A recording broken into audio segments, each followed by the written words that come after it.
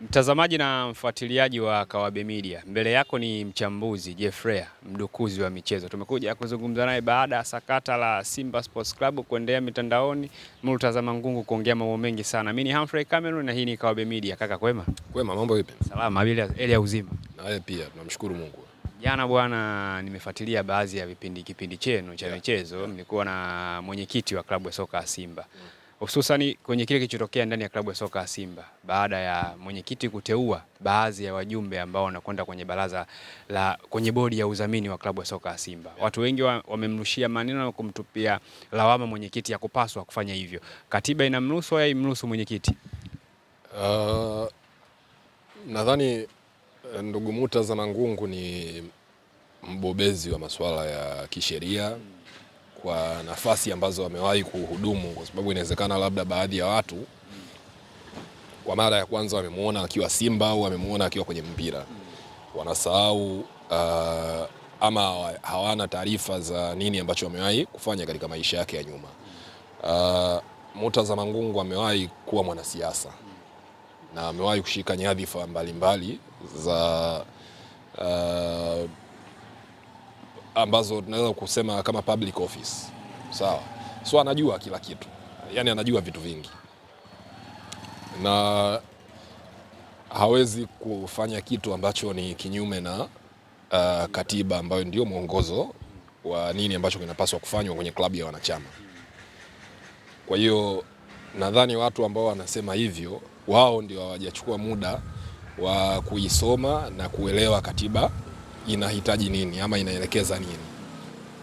And of course huo ni udhaifu wa, siwezi kusema Watanzania wengi, naweza kusema Waafrika wengi, lakini kwa sababu hapa muktadha ni Tanzania, Watanzania wengi, kwa sababu wengi hata katiba tu ya kawaida ya nchi vipengele vyake hawavijui. Watu wengi hawajui haki zao. Kwa hiyo ni kawaida kama mtu haki tu ya msingi ya kikatiba haijui, you can't expect mtu huyo anajua ama anaelewa katiba ya Simba inahitaji nini. Ukiongelea Simba kwa sasa kuna baadhi ya viongozi wakubwa ambao wako ndani ya klabu, mwenyekiti wa klabu na mwenyekiti ya bodi ya wakurugenzi ya Simba ya wadhamini, wanatupiana maneno hawa. Timu wanaiweka kwenye picha gani, taswira gani kwa baadhi ya mashabiki wao? Ni kweli of course migogoro haileti picha nzuri. Na unajua ziko klabu ambazo kuna migogoro lakini they do their best kuhakikisha kwamba taarifa hazitoki nje. Ni kama familia vile mtaani, kwamba kuna familia wakigombana mtaa mzima mtajua. Kuna wengine wanagombana ndio lakini hamtajua. Wakitoka nje wanazungumza pamoja kama familia. Of course hili ni jambo ambalo sio zuri lakini halina budi kutokea. Kuna vitu vingine ni lazima vitokee. Kwa mujibu wa katiba iliyosajiliwa upya ya klabu ya Simba, kile alichokifanya mwenyekiti over the weekend alipaswa kukifanya. Hajajiamulia, ni katiba ndio inamhitaji afanye vile. Sawa, katiba inahitaji wawepo wawekezaji watatu, sio mmoja. Sawa, katiba inahitaji Simba iwe na bodi moja na sio bodi mbili, kwamba kuna bodi ya mwekezaji na bodi ya klabu. Sawa. Kwa hiyo yeye amefanya kila ambacho anahitajika kufanya kwenye katiba. Kwa hiyo unaweza kusema kwamba katiba inamruhusu mwenyekiti. Na sasa upande wa bodi walitoa taarifa kwamba alichokifanya mwenyekiti wakitambui club. Sasa unajua the funny thing brother ni kwamba mimi nimeona watu wanatumiwa message kuhusu hiki kikao wiki 2-3 nyuma nimeona. Kwa hiyo mtu anapotoka, yani unajua shida ni kwamba kwenye maisha ya mpira wa Tanzania kuna vitu vingi sana vinatokea nyuma ya pazia, alafu watu wakija mbele ya hadhira wanakutengenezea perception fulani hivi ya kwamba kitu kiko hivi lakini hakiko hivyo. Sawa.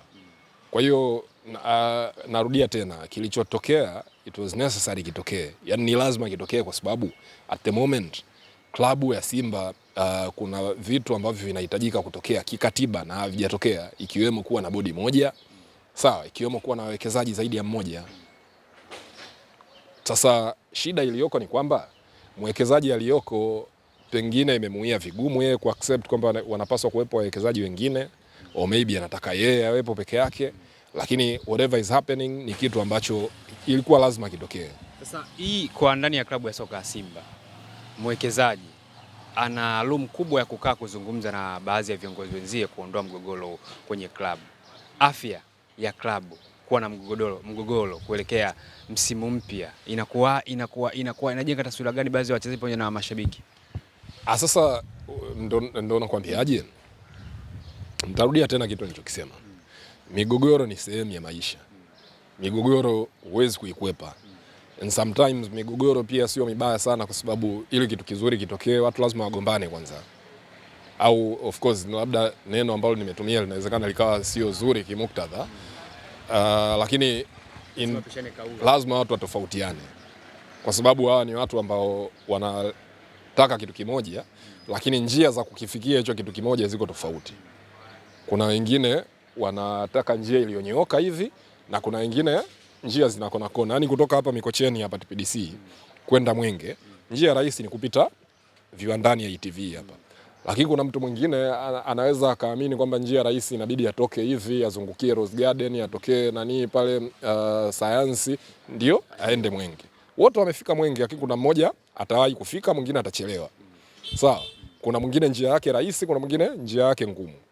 That is what is happening. Na ni kawaida kwenye football, hasa football ya hapa Tanzania. Ukiangalia wawekezaji waliowahi kuwepo Simba na Yanga, mara nyingi uwepo wao umegubikwa na hizo conflicts za namna hiyo. Na hata wakati ambako unaona muda wa mwekezaji fulani umefikia ukomo, inabidi aondoke, mara nyingi huo mwisho unakuwa sio mzuri. Lazima kuwe na power struggle kidogo. But again, sehemu ambako kuna watu wengi, mitazamo kutofautiana ni jambo la kawaida. Kwako jana ulizungumza kwamba wewe utakuwa upande wa mwenyekiti wa klabu kwa sababu yuko sahihi. Umeona nini mpaka kwa upande wa mwenyekiti kuliko kwa upande wa mwekezaji? Hakuna kingine, ni katiba tu. Kwa wanapaswa wafuate katiba. Yes, ni katiba tu. Alafu mimi sielewi kwa nini swala la kuwa na wawekezaji zaidi ya mmoja mpaka leo liwe changamoto. Wale tatizo ni nini? Mwekezaji atakubali kuwa na mwekezaji mwenzie wagombania. Sasa shida ni kwamba ile club sio yake. Kwa hiyo hakuna room ya anachotaka yeye personally. Zaidi ya cha kwanza ni katiba. Yaani anachotaka yeye, mimi akinihusu sana.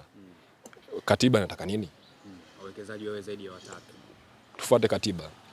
Mwenyekiti ameenda mbali zaidi kusema jana kwamba yeye alikubali kufuata yote wanayotaka ili klabu iwe stable.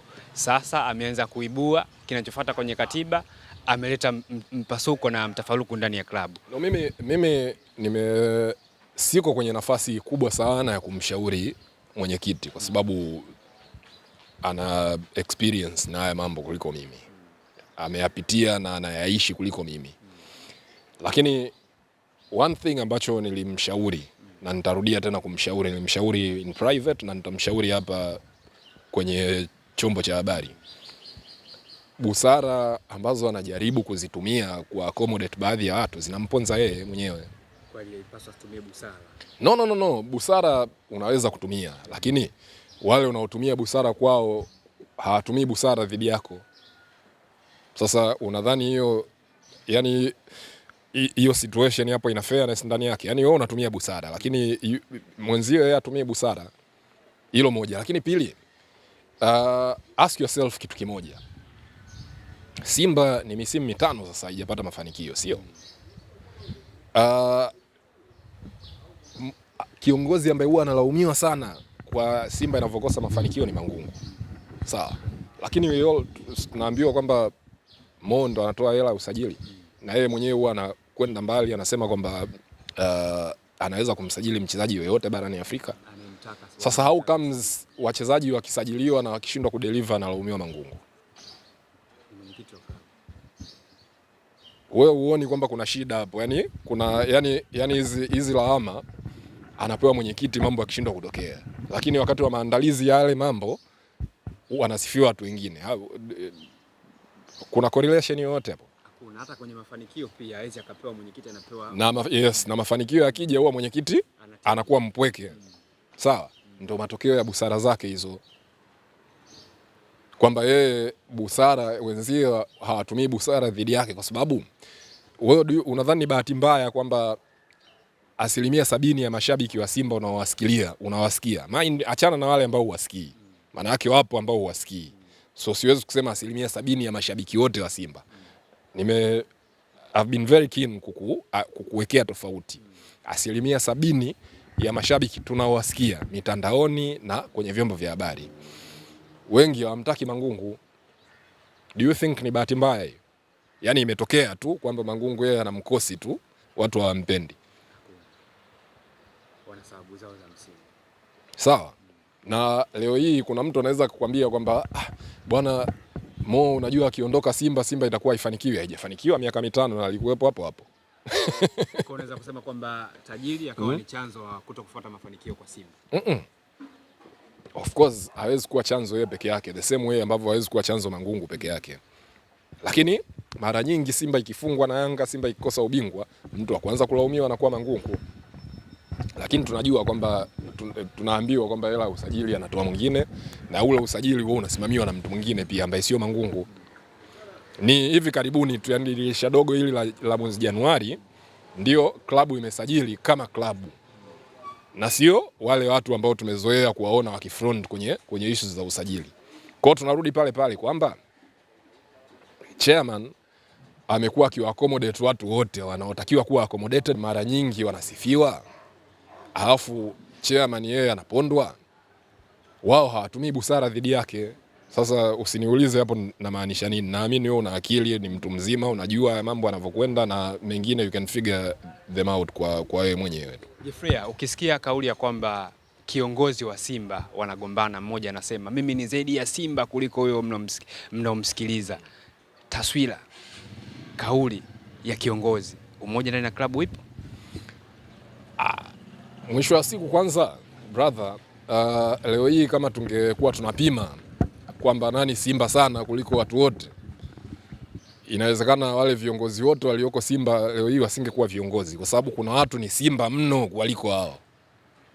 Kwa hizo kauli sawa, hilo moja. Lakini pili brother, kuna vitu vingine mtu mwenye busara ambaye ana good intentions hawezi kuvijadili, sawa?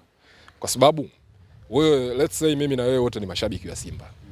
Mimi kama nina miaka 35 afu una miaka 20, mimi nimekuzidi hiyo miaka 15, sio? So by default mimi nitakuwa Simba sana kuliko wewe, kwa sababu nimeona mengi kuliko wewe. Lakini is that a fair comparison? Sio fair comparison, sawa?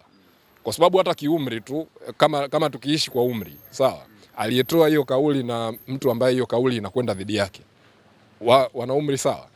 Nani mkubwa kwa mwenzie? Mwenzie aliyotoa kauli ni mkubwa kuliko. Kwa by default tu atakuwa Simba sana, kwa sababu kwanza amekuwepo muda mrefu. Umeelewa? Sasa lakini kama maisha yangekuwa yanaenda hivyo, mimi na wewe tungekuwa tuwezi kukaa meza moja kuzungumza, kwa sababu mimi am sure wewe, mimi nimekuzidi umri zaidi ya miaka 10. Kwa hiyo tuwezi kuzungumza kitu kimoja. Lakini sasa ushabiki wa mpira huko hivyo, mpira una accommodate kila mtu, mtoto, kijana wa saizi ya kati, kijana wa makamo, na hata mzee, hata ajuza. Sawa? Mpira umbagui mtu. Leo hii wewe kama ingekuwa hivyo hivi, hebu tuzungumze wazi kabisa, sawa? Yanga imechukua ubingwa misimu 5 mfululizo. Huu usimba wako ambao unamzidi kila mtu umesaidia nini katika hicho kipindi, wakati Yanga inaongozwa na mtu ambaye wewe ulipokuwa katika mpira yeye pengine alikuwa sekondari?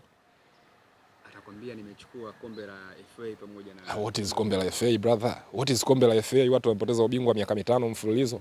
What is kombe la FA? Yaani wewe mtu wa Manchester unaweza ukawatambia Arsenal leo kwa sababu wewe una Champions League 3, lakini Arsenal kachukua ubingwa wa EPL juzi. Hizo Champions League zako 3 za miaka hiyo zinasaidia nini? Tunazungumza leo, sawa? Ingekuwa hivyo, you want to tell me Yanga pale hakuna watu ambao ni Yanga sana kuliko engineer? Lakini wamekubali na kuheshimu kwamba bwana kiongozi wetu ni huyu, tutaishi kwa maono yake, kwa ujana wake ule ule. Kwa sababu uongozi hauna ujana na hata rais wa nchi kuna watu wamemzidi katika hizo politics, wamemzidi uzoefu, wamemzidi, lakini yeye ndo rais wao, sio rais. na hatuwezi kusema kwamba bwana, mimi kwa sababu nina uzoefu, mimi naijua nchi kuliko rais wa nchi yenyewe. Sawa, ukienda Kenya pale Ruto ameingia kwenye siasa mwaka 92 tu. Sawa, kuna watu pale wako kwenye siasa toka miaka 80, lakini huwezi kuwasikia wanakuambia kwamba huyu Ruto hajui kitu, kwa sababu yeye ndo rais. Kweli paswa kila mmoja mheshimu mwenzie katika yani huwezi kusema hivi tuna upimaji wa Simba Usimba au Yanga wa mtu au leo hii, kwa sababu mimi nimekuwa shabiki wa Manchester toka mwaka 94, basi nimwambie mtu ambaye kaanza ushabiki mwaka 2005 kwamba mimi Manchester sana kuliko yeye. Amekuwa hivyo kwa sababu unajua, by the way, ushabiki wa timu huwa unatokea tu. Sawa, mimi kwa mfano ningekuwa nimezaliwa kwenye familia ambayo mzazi wangu ni shabiki wa Arsenal, pengine na mimi ningekuwa shabiki wa Arsenal. Sawa, ni issue tu ya happenstance. Sawa, lakini mimi pia, do you think naweza nikakaa mzazi wangu ananitambia kwamba wewe dogo, wewe umezaliwa juzi tu? Mimi it doesn't make sense. Yani wewe ni mtu ambaye sitaki kusema kwamba ameishiwa vitu vya kuzungumza, lakini it's a nonsensical thing to say with all due respects. Akisema kwamba yeye ametoa mchango mkubwa ndani ya klabu, hata kutoa mali zake. Sasa wewe unasema umetoa, mzee Togolani Magoma Moto ambaye anasema Simba imemfilisi baa yake Kinondoni pale, asemeje? Kama ndio hivyo, yani kila mtu leo hii ambaye ameshiriki kwa namna moja au nyingine na akapata hasara, kila mtu akitoka unadhani hata nani pale Msimbazi kwenye ofisi patatosha? Hapawezi kutosha. Sawa. Profesa Othman Juma Kapua ambaye yuko kwenye board of trustees asemeje? Familia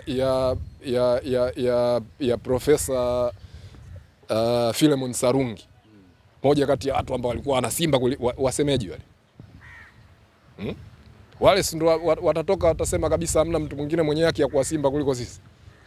Ni vitu ambavyo havina maana yoyote. Yani mtu anazungumza na shida ni kwamba hizi ni lugha ambazo mashabiki wa mpira hasa wale wa level ya chini wanazipenda sana. Yani utazisikia lakini ni vitu ambavyo havina maana. Yani wewe uwezi ukakaa na watu ambao wanatafakari vitu, wanauelewa mpana, alafu hoja ya kujadili hiyo kwamba mimi na mchango kuliko wewe. Ungekuwa mwenyekiti wewe, basi kama ndio hivyo. Yule kawaje mwenyekiti afu ana mchango mkubwa wewe. Kauli ya kuwaambia wana Simba kuelekea msimu mpya kwenye kuimaliza tofauti zao, watengeneze kitu gani kwenda kuanza msimu mpya licha na mimi wana Simba na washauri kitu kimoja. Katiba ipo na ile katiba ni ya lugha ya Kiswahili wala sio ya Kiingereza, kwa sababu unajua Kiingereza tunafahamu kingewahangaisha watu wengi. Mashabiki wa Simba kwanza wasome katiba yao inasemaje, wajiridhishe kuhusu katiba yao. Hilo moja. Pili, Simba ni klabu ya mpira wa miguu. Interest yetu kubwa sisi kama mashabiki wa Simba ni kuiona Simba inashinda. Sawa. Mtu mwenye dhamira nzuri na klabu hawezi kukaa na kuanza kuambia kutoa ahadi mimi nitasajili mchezaji yoyote barani Afrika. Ni vitendo. Yanga wakati wanamsajili Shalulile yani hawakutoa ahadi. Usajili ulifanyika, watu wameona. Sawa. Watu wanaotenda hawasemi. Hii ni klabu ambayo ina njaa ya mafanikio kwa muda wa misimu 5. Wafanye watoe pesa, waache maneno. No. My point is, wana Simba waulize relevant questions. Mtu akiwaambia ataleta mchezaji yoyote barani Afrika, muulizeni kwani Chamazi hapo si Afrika pia? Au Chamazi ya Marekani kule au Ulaya? Afrika. Chamazi kuna mchezaji pale mmeshindwa kumtoa. Sasa wachezaji kokote Afrika zinatoka wapi? Kwa hiyo wana Simba waulizeni viongozi wenu maswali magumu. Lakini pia mnapolaumu, walaumuni watu kulingana na kauli zao. Mtu anawaambia atasajili mchezaji yoyote barani Afrika, timu inakosa ubingwa kwa msimu wa 6, mnakuja kumlaumu mwenyekiti ambaye kwa sababu ya busara zake amekubali kuaccommodate watu ambao hata katiba inasema kwamba muda wao wa kuwepo klabuni umekwisha. Kwa hiyo wana Simba, someni katiba ya klabu yenu inahitaji nini, support your club, msikubali kugawanywa na hizi kauli kwamba eti fulani asingekuwepo, kwa sababu klabu ya Simba itakuwepo na itaendelea kuwepo baada ya watu kuondoka. Klabu itabaki. Yes, yani hakuna mtu mwenye haki ya kusema kwamba yeye ni Simba sana kuliko mwenzie. Kila mtu ana haki ndani ya klabu ya Simba. Kila mtu ana haki, lakini mtu wa kwanza kabisa mwenye haki anayetambuliwa kwa mujibu wa katiba ni mwenyekiti na mamlaka yake yaheshimiwe. Watu wote wamuunge mkono mwenyekiti na absolutely. Na hakuna mtu mwingine ambaye ni kiongozi sahihi kwa wakati huu zaidi yake, na kama kuna mtu ambaye anampinga asubiri muda utafika wa uchaguzi. Yes, sio kutoana kupitia kwa interview za redioni ama kufanyiana hizi propaganda za bei rahisi ambazo hazina faida yoyote. Tija haswa ni baadhi ya wale wajumbe ambao waliochaguliwa na mwenyekiti ndio wameanza kuyazua yote haya, au baadhi ya wajumbe ambao kukataa uchaguzi wa mwenyekiti na kuandika taarifa kubwa ndani ya mitandao zao za mitandao ya kijamii. Unajua, at the end of the day mimi nilikuwa nazungumza hii kauli na nitairudia tena. Simba kuna two centers of power, na hizi centers of power kila moja inataka kutambulika. Sasa kuna center moja of power ambayo iko kwenye upande sahihi kwa mujibu wa katiba na nyingine haiko kwenye upande sahihi. Ni muhimu sana wana Simba wakaijua hiyo tofauti na kusupport sehemu sahihi inayopaswa kuwa supported. Wanaamini kwamba uko upande uliokuwa sio sahihi una pesa kuliko upande uliokuwa sahihi. Issue sio pesa. Pesa zinaweza kutoka sehemu yoyote. Wakati Simba inaanzishwa mwaka 36 kulikuwa na shilingi ngapi kwani? Mwaka 74 wakati wanafika nusu finali ya mashindano ya Afrika kulikuwa na shilingi ngapi? Mwaka 93 wakati wanakuwa klabu ya kwanza Tanzania kufika finali ya mashindano ya Afrika kulikuwa na shilingi ngapi? Kwa nini pesa iwe kitu relevant sana kwa wakati huu? Usajili wachezaji na kuendesha timu ni gharama. Lakini Simba inaweza kujiendesha brother. Yaani hizo ndo stories ambazo wana Simba lazima waelewe. Leo hii Simba ina udhamini wa Betway. Sawa? Ina udhamini wa broadcaster wa ligi. Inapata fedha za mashindano ya CAF kama walivyofika finali wakati mwingine na hatua ya makundi. Mechi zake zina get collection. Sawa? Lakini wapo watu wengine ambao sio wawekezaji wanatoa hela Simba, wapo. Siwezi mimi kufichua identity yao kwa sababu hawajanitaka nifichue, lakini wapo na unawatambua. Sawa, lakini narudia tena, usajili uliofanyika kwenye dirisha dogo ni usajili wa klabu kama klabu na sio mtu, na ndio maana ukitaka sijui wewe uko open minded kiasi gani kuona ishara, lakini kama umefuatilia vizuri wakati wa dirisha dogo ule tuliona picha za mwekezaji na tunaambiwa sijui issue ya Mpanzu. Wewe unadhani ni kwa nini hivi? Unadhani kwa nini vilikuwa vinatokea? Wateka mashabiki wa klabu ya soka ya Simba. Umeelewa? Watu wanapaswa kufahamu kwamba klabu ya Simba inaweza kujitegemea. Sio mpaka iwe na sugar daddy. Sio mpaka iwe na sugar daddy. Klabu ya Simba inaweza kujitegemea. Na adui mwingine mkubwa wa Simba ni yule mtu ambaye anaamini kwamba kweli miaka hiyo, lakini hata hivyo itakuwa sio kweli pia. Nilikuwa nakuuliza hapa kwamba wakati Simba inaanzishwa mwaka 36 kulikuwa na shilingi ngapi kwenye akaunti? Mwaka 74 wanafika nusu finali ya mashindano ya Afrika kulikuwa na shilingi ngapi kwenye akaunti? Mwaka 93 kulikuwa na shilingi ngapi? Wachezaji si walikuwa wanasajiliwa? Umeelewa? Kwa hiyo hizo story ni za kuwakoga tu mashabiki ambao pengine wana akili za kufikiria, lakini zile akili hawazihusishi kwenye mpira. Labda mtu akiwa kwenye biashara yake labda ama kwenye familia yake wana apply hizo akili, lakini kwenye mpira wanazizima kidogo. Sijui kwenye mpira wanakuja na hisia peke yake, na ndio maana mimi ukiniuliza kwamba eti Simba haiwezi kwenda, in my opinion katika misimu mitano iliyopita Simba ni kama ilikuwa haipo, kwa sababu ubingwa